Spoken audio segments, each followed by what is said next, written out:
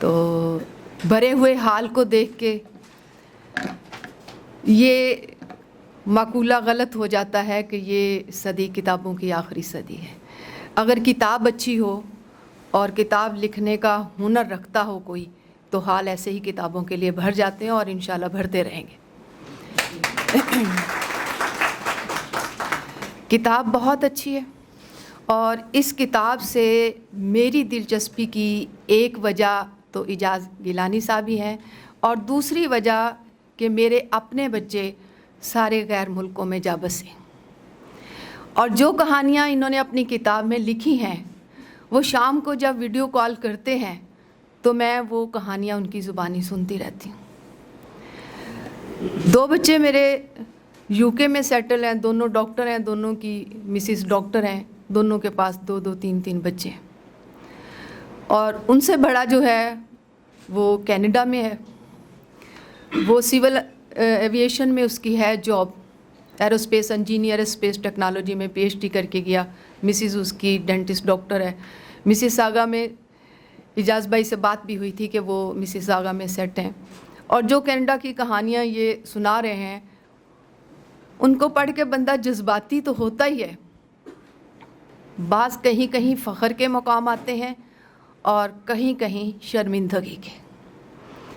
جس طرح سے کلچر کے بارے میں انہوں نے بہت وضاحت سے، ان کا بہت مشاہدہ، عمیق مشاہدہ، ان کا تجربات بھی ان کے بالکل صحیح ہیں جیسے انہوں نے لکھا، اس میں کوئی مبالغہ نہیں، بہت سادگی سے بہت گہری گہری باتیں انہوں نے اپنی کتاب میں بیان کی ہیں۔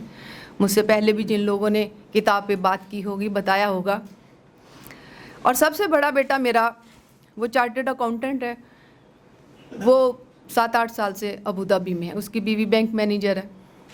بیٹی کی شادی کی تو اس کا میاں اٹامک انرجی سائنٹسٹ تھا، وہ چھٹی لے کے چائنا چلے گئے۔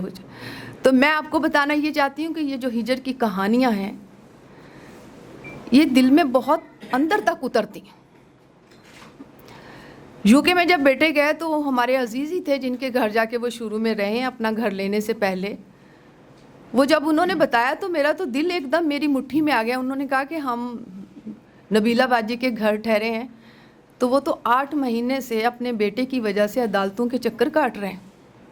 ہوا کیا ہے کہ کھانا کھا رہی تھی پوری فیملی، اور بیٹا بھی کوئی بڑا نہیں ہے، 8-10 سال کا بیٹا ہے۔ تو باپ نے دیکھا کہ اس کی پلیٹ میں 3-4 بوٹیاں چکن کی پڑی، تو اس نے ایک بوٹی اٹھا کے اپنی پلیٹ میں رکھ لی۔ بیٹے نے دوسرے دن اسکول جا کے ٹیچر کو بتایا، پولیس آ گئی، باپ کو پکڑ لیا، لے گئے۔ اب میری بہو اسی بات پہ پریشان کہ امی میں نے تو اپنے بچوں کو یہاں نہیں پڑھانا، میں نے تو ان کو اسکول نہیں بھیجنا۔ میں کہا آپ تو بعد میں فیصلہ کرو گی، میں تو کہتی ہوں کہ سارے واپس آ جاؤ۔ تو وہاں یہ چیز اعجاز بھائی نے بتائی ہے، واقعی بہت زیادہ آپ کو اپنے بچوں سے دب کے، ڈر کے، اور ہر لمحہ وہاں عجیب سے ٹینشن میں رہنا پڑتا ہے۔ یہاں تو اگر بچہ گر جاتا ہے، جیسے ابھی اعجاز بھائی نے بتایا تھا کہ بچہ گر جائے اس کو چوٹ لگتی ہے، اسے چوٹ تھوڑی لگی ہوتی ہے، 4 تھپڑ ہم اوپر سے اور لگاتے ہیں۔ تو ہمارا کلچر اس طرح کہ تو گرا کیوں؟ تو باہر کے حالات واقعی ہی ایسے ہیں۔ قانون وہاں ہے جو ہمارے ہاں نہیں ہے، اخلاص وہاں ہے، ہمارے انسانیت ابھی تک ہے، لیکن وہاں یہ چیز نہیں ہے۔ تو ایسی کہانیاں ہمیں پڑھنے کو ملتی رہیں تو کئی جگہ ہم اللہ تعالیٰ کو شکر ادا کرتے ہیں کہ ابھی تک ہم صحیح جگہ پہ ہیں، اور کہیں کہیں پھر ہمیں شرمندگی ہوتی ہے کہ ہم صحیح جگہ پہ کیوں نہیں ہیں۔ اور وہ جو کیوں نہیں ہیں اس کی وجہ وہی ہے کہ جب ہمیں ایک ضابطۂ حیات دے دیا گیا، ہمیں ایک پوری زندگی کا نظام بنا کے دے دیا گیا، سونے جاگنے کو اوقات بھی بتا دیے گئے، ایون دین کے مرنے جینے کا بھی بتا دیا گیا، تو پھر ہم اس کو فالو کیوں نہیں کرتے؟ ہم نے اپنی کتاب پڑھنا کیوں چھوڑ دی؟ ہم نے اس پہ عمل کرنا کیوں چھوڑ دیا؟ ورنہ آج وہ لوگ ہماری مثالیں دے رہے ہوتے کہ ہمارے ہاں صحیح ثقافت ہے، صحیح تہذیب ہے، اور وہ تہذیب ہے اسلامی تہذیب۔